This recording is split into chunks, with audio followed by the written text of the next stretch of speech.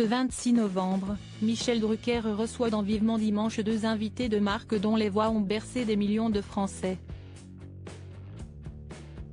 Sur le célèbre canapé rouge de l'animateur emblématique, on retrouvera donc, dès 13h30, un Florent Pagny en pleine forme, ainsi que la grande Mireille Mathieu, toujours sur son 31.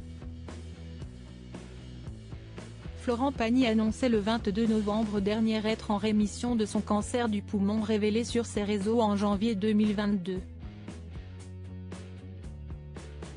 Heureux mais réaliste, il déclarait « Quand tu te l'es pris 3 fois, j'ai fait 2 rechutes, tu te dis que tu gagnes des batailles, mais pour savoir si tu gagnes la guerre, ça prend du temps. » Dans la foulée, il confiait avoir pris une décision importante pour la suite de sa carrière. Là, je vais me retirer médiatiquement, on en a bien mangé du Pagny en 2023, entre activité et maladie, donc je vais essayer de repartir dans la création, indiquait-il en expliquant vouloir revenir en 2026 pour la tournée de ses 65 ans.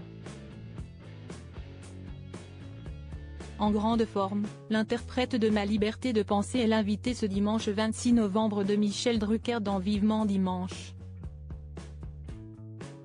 En pleine tournée médiatique, le chanteur continue donc ses apparitions après celle du journal de 20h sur TF1 mais aussi dans l'émission Quelle époque, animée par Léa Salamé sur France 2.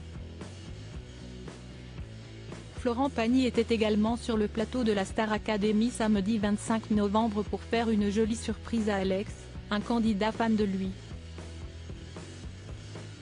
Invité donc sur France 3, ce dimanche 26 novembre, l'artiste fait l'honneur à Michel Drucker de s'asseoir sur son célèbre canapé rouge à l'occasion de la sortie de l'édition collector de son autobiographie, baptisée Pagny par Florent, dans laquelle il revient, entre autres, sur sa maladie.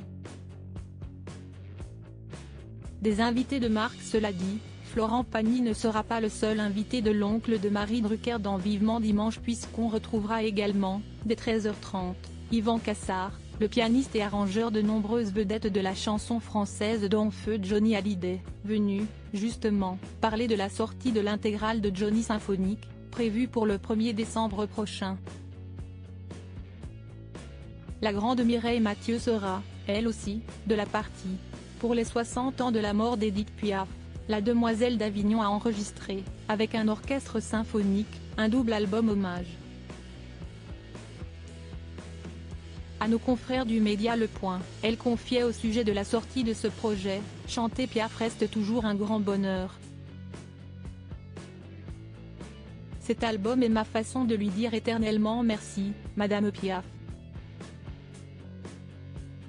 Et celle qui a interprété La vie en rose en 1964, lors d'un concours de chant, de conclure « Être comparée à cette grande dame, c'était le plus beau des compliments pour la débutante que j'étais. Mon seul regret est de ne l'avoir jamais rencontrée,